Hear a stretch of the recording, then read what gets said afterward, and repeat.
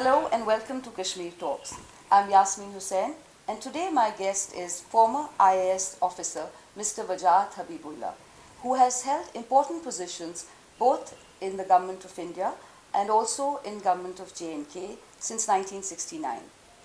Mr. Habibullah is amongst the few officers of J&K who not only understand the Kashmir problem and its complexities, but have a deep sense of understanding of its people, which reflects in his book, My Kashmir, The Dying of the Light. Welcome, Wajahat. What brings you here this time? Well, thank you for asking me to speak to you. Well, this time I'm here because, as you know, there are parliamentary elections in the state. Parliamentary elections in our country are the principal feature of our highly respected democracy and the starting point for the exercise of our rights as citizens of this country. Now, I am member of various groups.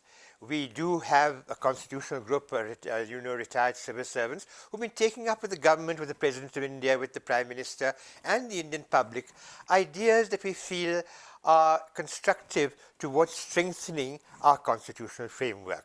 And when we feel that there's been any action taken or activity undertaken which is violative of that constitution, we do not hesitate to bring it to the notice of government.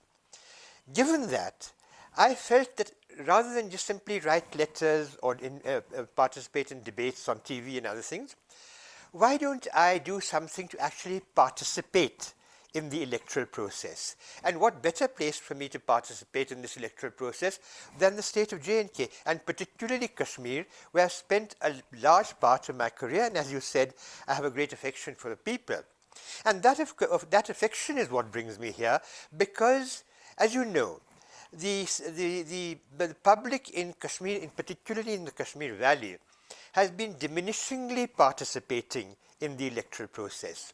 The strength which the electoral process gives to the ordinary citizen is somewhat dismissed by the people of the state, who do not consider it as the basic right which they must exercise. You have in this state people who have even taken to the gun, and there's an armed insurgency which is underway, and on the other side you therefore have to have measures taken by the security forces. Now, instead of all this, the way out for the people of the state to actually have their demands looked at and redressed is by electing to Parliament, to the Assembly, to the Panchayats, those who will actually present their demands to the rest of the country, to Parliament, to the Panchayat, to the Assembly, and get those demands addressed. But again, we saw the turnout in these parliamentary elections was again very low. And generally people in Kashmir don't have faith in democracy, and they see no purpose in participating, and especially the youth. They have anger and a growing sense of alienation and don't participate at all. And mostly everybody here wants to see some sort of resolution for the Kashmir problem. Well, as you say, there is disenchantment, there is disillusionment, and that is why there is diminished participation in the elections. As you say, in the public eye, the elections are no way in which they are going to get redress to their problems and their grievances. That is the question that I've come to address, by talking to them and explaining to them that this is not the way. The process of election gives a huge strength to the citizen, but the citizen must not forego that strength. If you do not exercise that power, then you are surrendering. The remedy of the situation does not lie. You mentioned the anger of the youth, and I also mentioned earlier that many among the youth have taken up the gun to remedy the situation. But the gun can never be a solution. The gun can only destroy. The gun can never construct, can never build. Using the gun as an instrument of policy to further a particular policy is another matter, but here there is just resistance and counter-resistance. So that use of the gun provokes the use of force by the government, provokes the use of further use of force. That is, as you can well imagine, I mean, it's only logical, it's very simple, will not lead to any kind of resolution. What will lead to resolution is the process of discussion, is the process of dialogue. Now, dialogue with whom? The question will rise, okay, process of dialogue, but with whom? That is where the question of election comes in. Through an election process, the public has elected its representatives. And those in authority will then enter into a dialogue with the representatives. If they are not entering into a dialogue, if the government is resisting or withdrawing from entering into a dialogue, the representatives, being in a position of authority in Parliament, in the Assembly, in the Panchayat, can demand that, well, come and talk to me. My people have a problem. But I've spoken to a cross-section of political leaders, and I'm glad to tell you, almost universally, whether separatist or otherwise, the prime concern of the political leadership is the public, and particularly the young people. It's often seen why there is disillusionment is because before the elections, all the political leaders talk about this. They talk about in the interests of the people. But once they're in the government, they forget that. And they're following the dictates of New Delhi, or sometimes they're helpless. So that is the mistrust people have. They don't trust the political leaders anymore. ये बड़ी दिलचस्प बात आपने उठाई और दिलचस्प इसलिए कि जब मैं पुलवामा गया था वहाँ की आवाम की तरफ से वहाँ जो लोग आए थे मुझसे मिलने के लिए ये बात उन्होंने यही बात कही थी और ख़ास तौर से जो उनमें से नौजवान थे. They say that the reason why they have lost interest in the elections is because people come, they promise something, they don't do that, and then there's no accountability. बाद में जवाब दे भी नहीं है.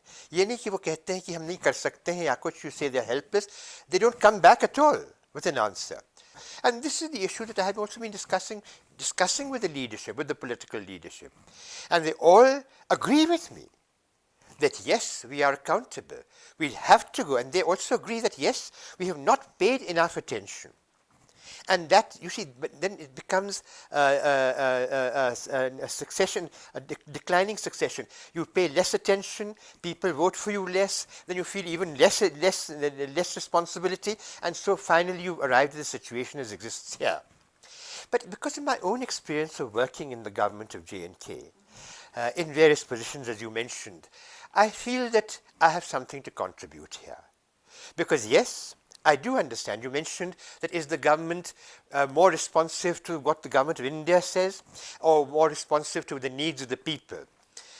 The raison d'etre of any democratic governance must be its response to the needs of common folk, neither state government nor central government.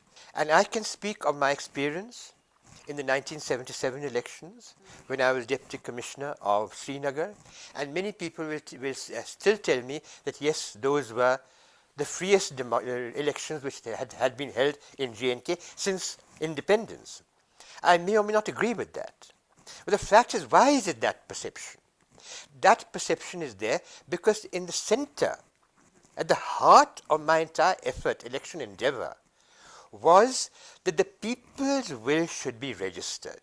I also agree, having been in the part of the administration here, that the full and free exercise of democracy throughout the period that I have been have served in the state has not been available to the people of J&K as it has been available to the rest of the country. There are many reasons for that.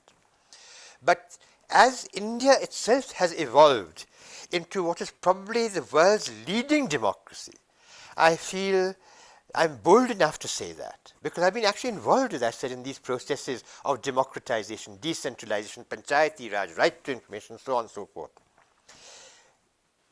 Jammu and Kashmir has missed out.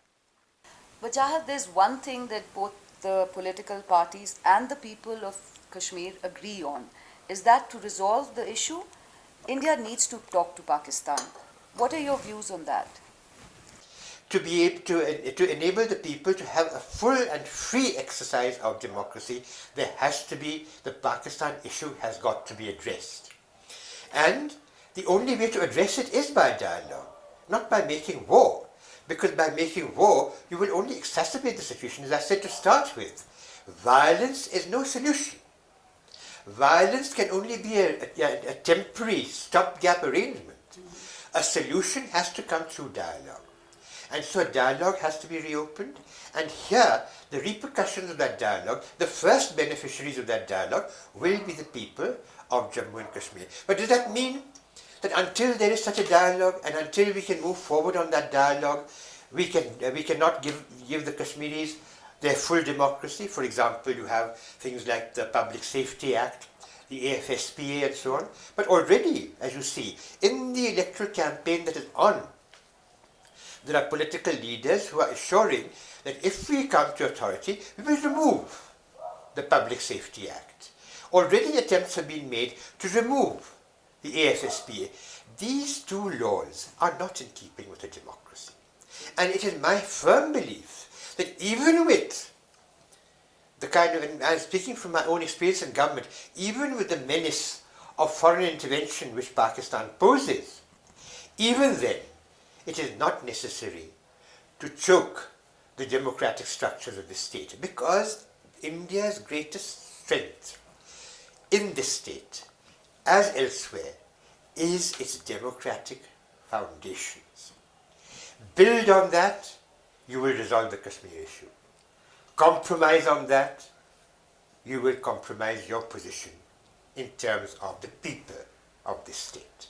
आप बात कर रहे हैं strengthening of democracy, but हमारे state में, J&K state में, पिछले जून से governor's rule और अब president's rule चल रहा है. So how important do you think is it to hold the elections early as possible? The question is that in a democracy, it is the political leadership that provides the political solutions, not the bureaucracy. The bureaucracy is simply there to serve the public. So therefore, it is necessary to have an elected government. Not only an elected government, not simply an elected government, but I will re-emphasize the point that I made earlier. An elected government which functions transparently and is accountable to the people, open to the people. Now, that is something that the elected government must attempt to create.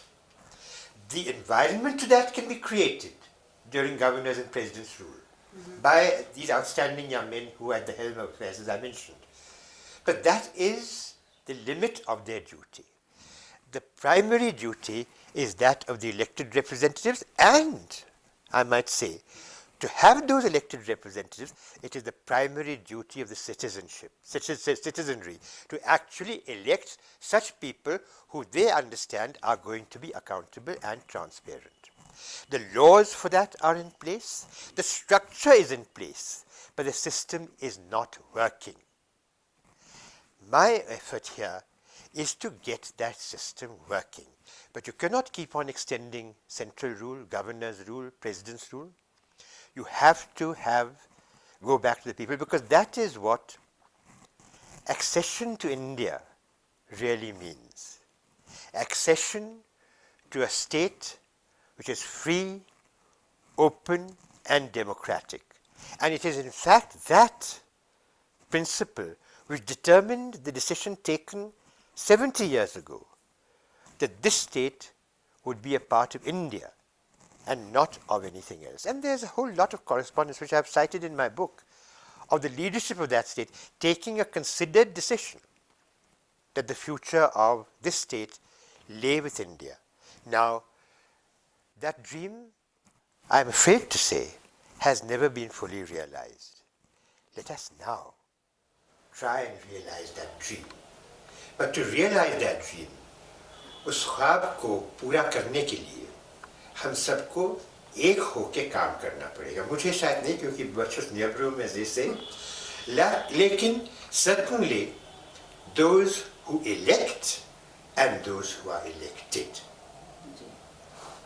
Thank you so much, Wajahat, for giving us your time and also for the wonderful things that you have said and your message to the people and the leadership.